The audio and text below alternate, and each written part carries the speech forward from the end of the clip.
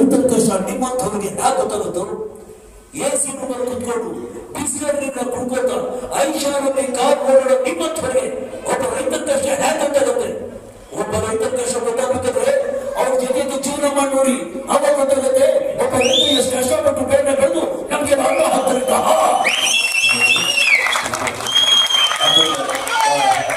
ಮನುಷ್ಯನಾಗಿ ನನ್ನಲ್ಲಿ ಇರ್ತಕ್ಕಂಥ ತುಳಿತನೂ ಕೂಡ ಇದೆ. ಹೌದು, ನಾವು ಏನೇ ಎತ್ತರಕ್ಕೆ ಬೆಳಿತೀವಿ, ಯಾವುದೇ ಸ್ಥಾನಮಾನದಲ್ಲಿ ಏನೇ ನಾವು ಗಳಿಸಿದ್ರು ಕೂಡ ಒಂದು ಹೊತ್ತು ಊಟ ಇರೋದು ನಾವ್ಯಾರು ಬದುಕೋದಕ್ಕೆ ಆಗೋದೇ ಇಲ್ಲ.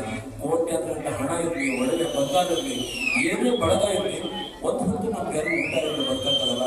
ಅಂಥ ಅನ್ನವನ್ನ ನಮಗೆಲ್ಲ ಉಣಬಡಿಸ್ತಕ್ಕಂಥ ಕೆಲಸ ನಾವು ರೈತ ಮಾಡ್ತಾರಂದ್ರೆ ಹಗಲು ರಾತ್ರಿ ಬಿಸಿಲು ಮಳೆ ಏನು ಅಂತೆ ಮಾಡ್ತಾರಂತ ಅವ್ರು ನಾವು ಗೌರವ ಮತ್ತು ನಮ್ಗೆಲ್ಲ ಕ್ರಮ ಇರುತ್ತೆ. ದಯಮಾಡಿ ರೈತರ ಯಾವುದೇ ಚಳವಳಿ ನಡೀತಾರೆ, ನಾವೆಲ್ಲ ಪ್ರಜೆಗಳು ಕೂಡ ಅವ್ರ ಜೊತೆಗೆ ಕೈ ಜೋಡಿಸಿದ್ರೆ ರೈತರಿಗೆ ನ್ಯಾಯ ಸಿಗುತ್ತೆ.